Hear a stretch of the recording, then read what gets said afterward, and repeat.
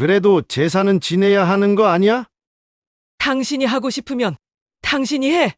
나는 이제 안 해. 그렇지만 그렇지만은 무슨 50년 동안 나 혼자 했어.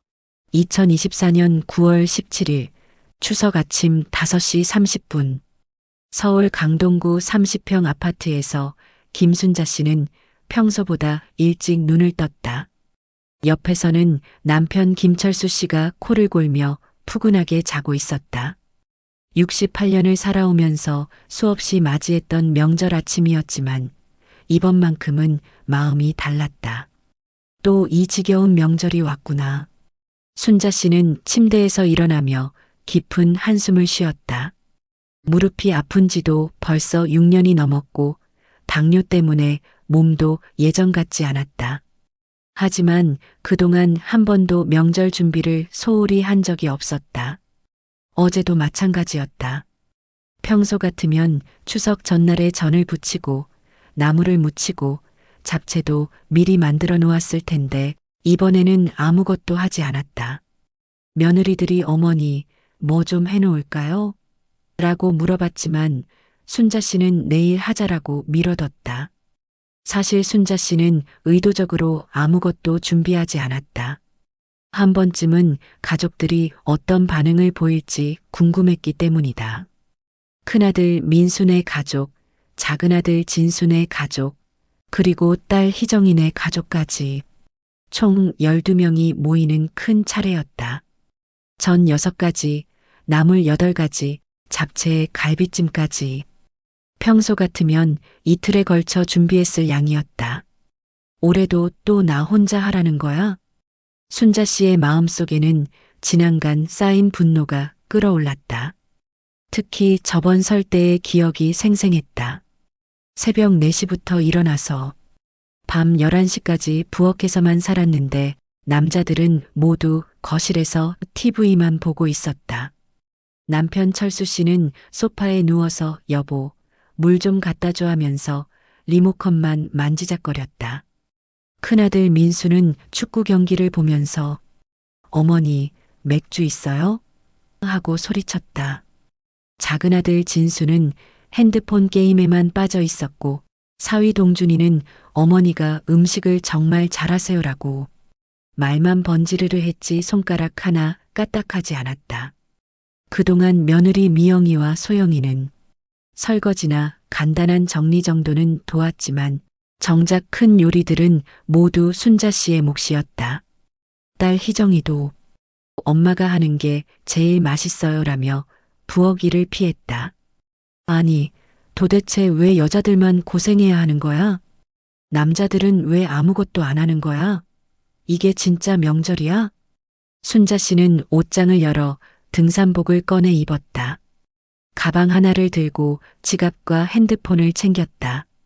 거실로 나온 순자 씨는 식탁 위에 쪽지를 하나 남겼다.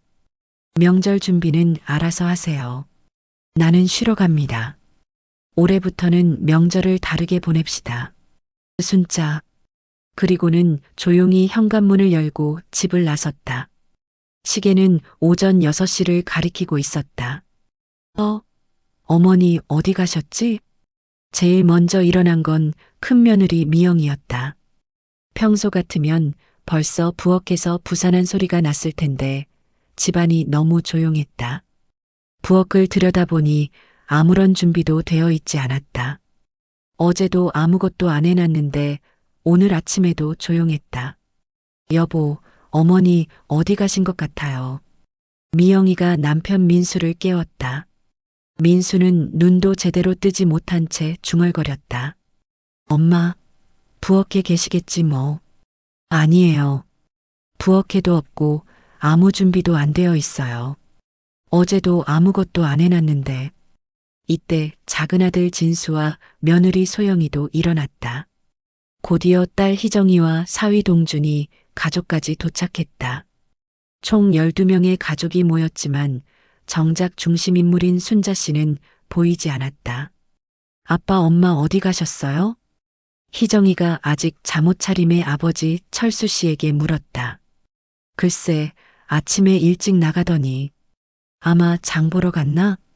철수 씨도 확신이 없었다. 이때 미영이가 식탁 위에 쪽지를 발견했다. 어머니가 쪽지를 남기고 가셨어요.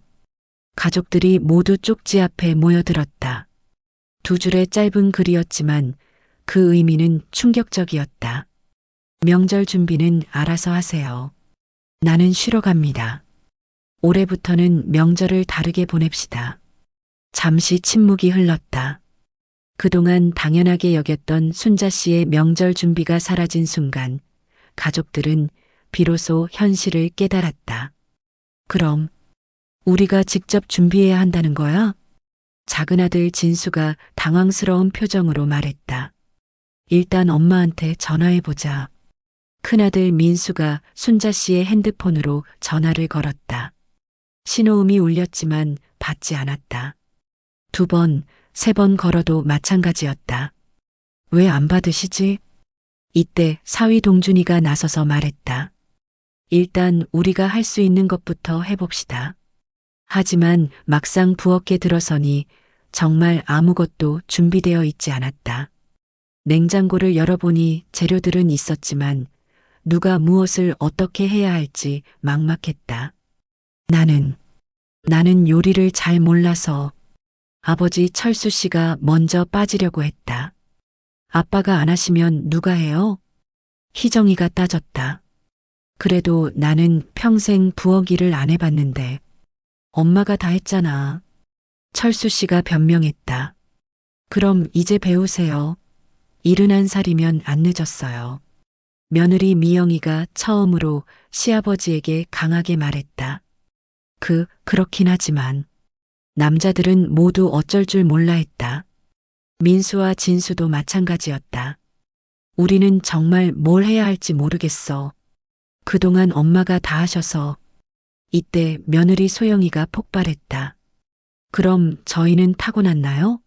저희도 시집와서 배운 거예요. 남자라고 못할 게 뭐 있어요? 그렇지만 우리는 정말 아무것도. 진수가 변명하려 했지만 딸 희정이가 끼어들었다. 아빠들, 이제 그런 변명 통하지 않아요. 21세기에 남자가 부엌 일 못한다는 게 말이 돼요? 결국 어쩔 수 없이 남자들도 부엌에 들어서야 했다. 하지만 처음부터 문제가 연발됐다. 아버지 철수 씨는 전을 부치겠다고 나섰지만 반죽을 어떻게 만드는지도 몰랐다. 밀가루에 계란을 얼마나 넣어야 하지? 물도 넣어야 하는 거 아냐? 소금은? 철수 씨가 중얼거리며 재료들을 대충 섞기 시작했다. 결과는 참담했다. 반죽이 너무 질어져서 팬에 부으니 산죽처럼 퍼졌다. 이게 뭐야? 전이 아니라 죽이잖아. 희정이가 소리쳤다. 그러게. 엄마는 도대체 어떻게 한 거지? 철수 씨가 당황했다.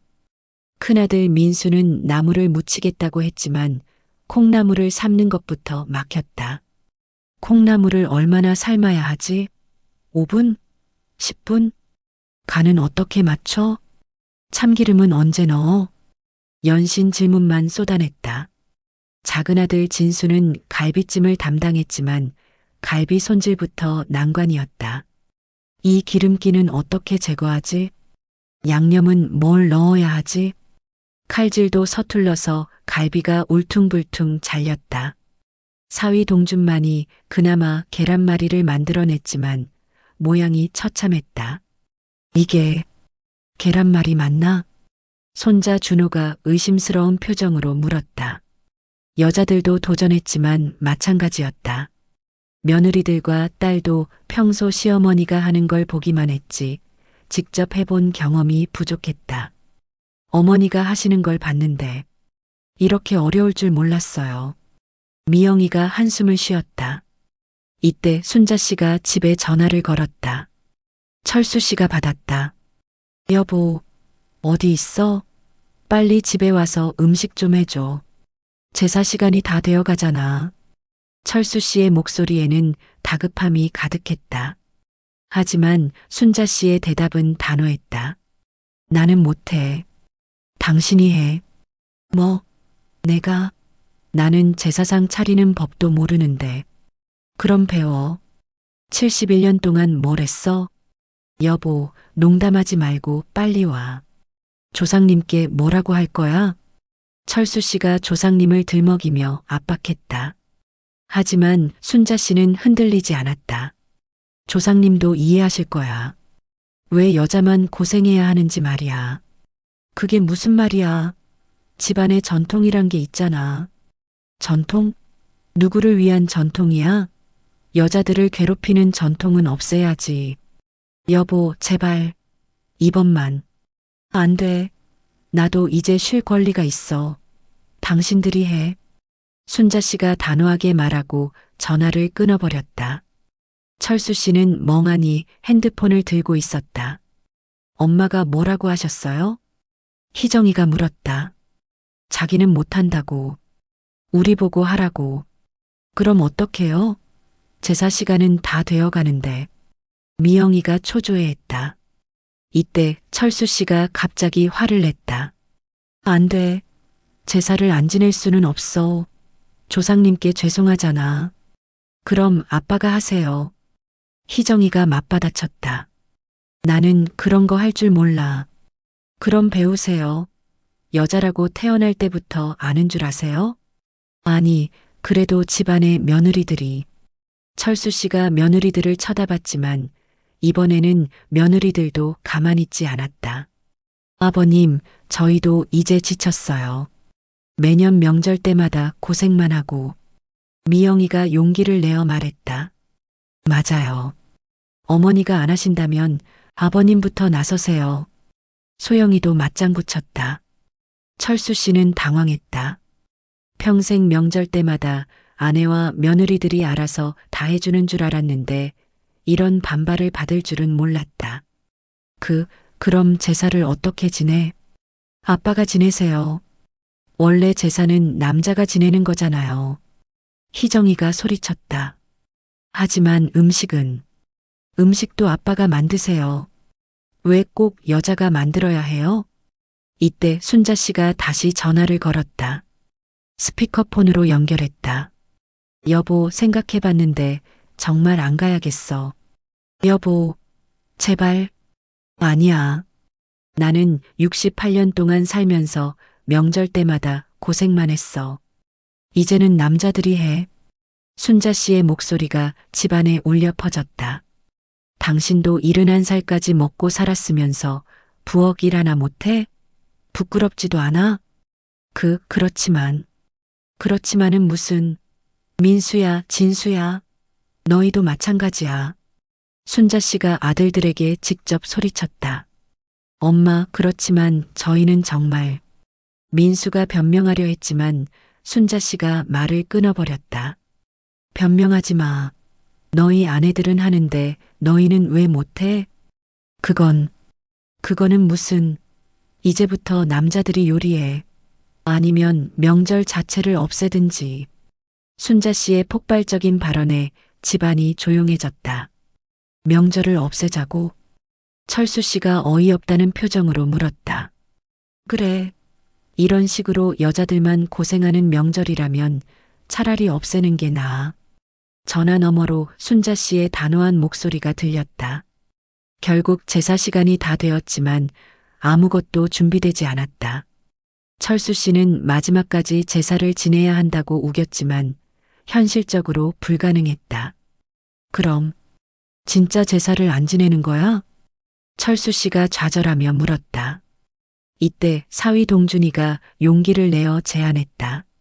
아버님, 이번에는 정말 다르게 해보는 게 어떨까요? 외식하면서 조상님께 마음으로 인사드리는 것도. 그게 무슨 말이야? 제사상도 안 차리고. 요즘 많은 가족들이 그렇게 해요. 형식보다는 마음이 중요하다고. 동준이의 말에 며느리들도 동의했다. 맞아요. 굳이 집에서 고생할 필요 없어요. 어머니도 그걸 원하시는 것 같아요. 이때 순자 씨가 다시 전화했다. 여보, 나 한강공원에 있는데. 정말 날씨 좋다. 여보, 밖에 나와. 가족끼리 좋은 곳에서 식사하자. 그런데 제사는 조상님도 우리가 화목하게 지내는 걸 더 좋아하실 거야. 순자 씨의 말에 가족들이 조금씩 수긍하기 시작했다. 결국 가족들은 강남의 한 한정식집에서 만났다. 순자 씨가 도착했을 때 가족들이 모두 기다리고 있었다. 어머니, 엄마, 여보. 하지만 분위기는 어색했다. 특히 철수 씨는 여전히 불만스러운 표정이었다. 그래도 제사는 지내야 하는 거 아니야? 철수 씨가 중얼거렸다. 순자 씨가 단호하게 말했다. 당신이 하고 싶으면 당신이 해. 나는 이제 안 해. 그렇지만은 그만해. 50년 동안 나 혼자 했어. 순자 씨의 목소리가 커졌다. 왜 꼭 여자만 해야 해? 대답해봐. 철수 씨는 대답하지 못했다. 남자는 돈만 벌면 돼? 집안일은 다 여자 몫이야? 그건 아니지만은 무슨. 이제부터는 남자들도 해. 순자 씨의 폭발에 가족들이 조용해졌다. 이때 며느리 미영이가 용기를 내어 말했다. 맞아요. 이제부터는 남자분들이 하세요. 소영이도 거들었다. 저희는 이제 지쳤어요. 매년 명절 때마다. 딸 희정이가 가장 강하게 나섰다. 그래요. 남자들이 제사 지내고 싶으면 남자들이 음식 만들어서 하세요. 뭐? 철수 씨가 당황했다. 제사는 원래 남자가 지내는 거잖아요. 그럼 음식도 남자가 만들어야죠. 희정이가 논리적으로 따졌다. 그렇지만은 무슨요? 아빠, 오빠들이 하세요. 이때 순자 씨가 단호하게 선언했다. 그래, 정제사를 지내고 싶으면 남자들이 해. 우리는 안 해. 미영이와 소영이도 맞장구 쳤다. 저희도 이제 안 할래요. 맞아요. 남자분들 하세요. 남자들은 완전히 당황했다. 그럼 정말 우리가 해야 한다는 거야? 민수가 떨리는 목소리로 물었다. 당연하죠. 제사 지내고 싶으면 당신들이 하세요. 미영이가 단호하게 말했다. 하지만 우리는 정말 아무것도. 진수가 변명하려 했지만 아내 소영이가 끊어버렸다. 배우세요. 저희도 배워서 한 거예요. 철수 씨가 마지막으로 저항해봤다. 그래도 이건 전통은 남자가 지키세요. 여자들은 이제 빠질게요. 순자 씨가 최종 통보했다. 결국 남자들은 어쩔 수 없이 수긍할 수밖에 없었다. 한정식이 나오기 시작했다. 전문 요리사가 만든 정갈한 음식들이었다. 이거 정말 맛있네. 손자 준호가 말했다. 그러게. 우리가 만든 것보다 훨씬 낫다. 진수가 인정했다. 이때 순자 씨가 입을 열었다. 이제 알겠지? 명절이 얼마나 힘든지. 가족들이 고개를 끄덕였다. 어머니, 정말 죄송해요. 미영이가 먼저 사과했다. 저도요. 그동안 너무 당연하게 생각했어요. 소영이도 고개를 숙였다. 엄마, 미안해. 희정이도 눈물을 글썽였다. 하지만 철수 씨는 여전히 못마땅해 했다. 그래도 조상님께는. 아빠, 희정이가 아버지를 제지했다. 아직도 모르세요? 엄마가 얼마나 힘드셨는지. 나도 힘들었어. 뭐가 힘들었어요? 소파에 누워서 TV만 보셨으면서. 철수 씨는 할 말이 없었다. 순자 씨가 차분하게 말했다. 여보, 우리 이제 달라져야 해.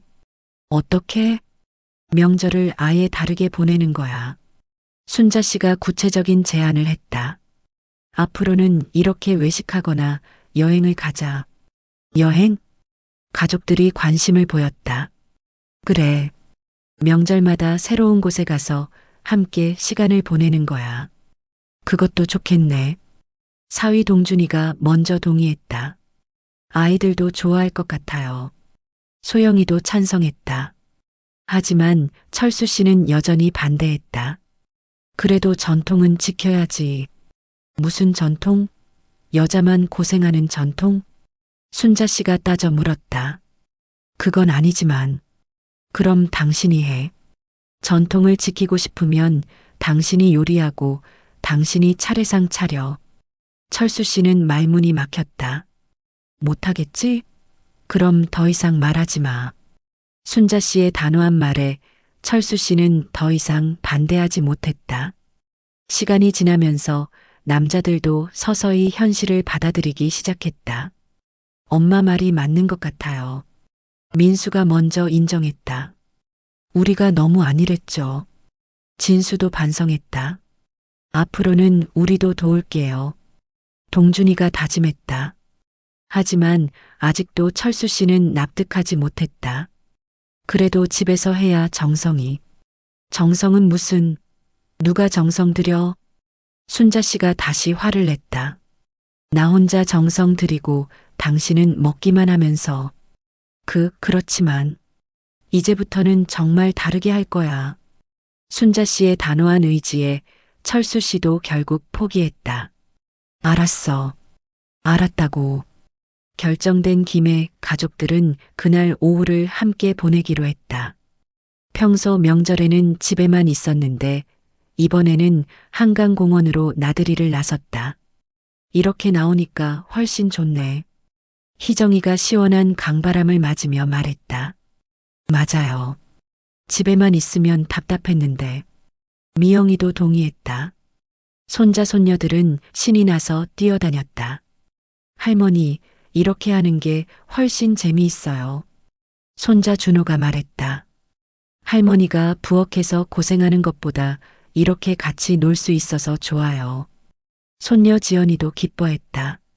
순자 씨는 가족들을 보며 뿌듯했다.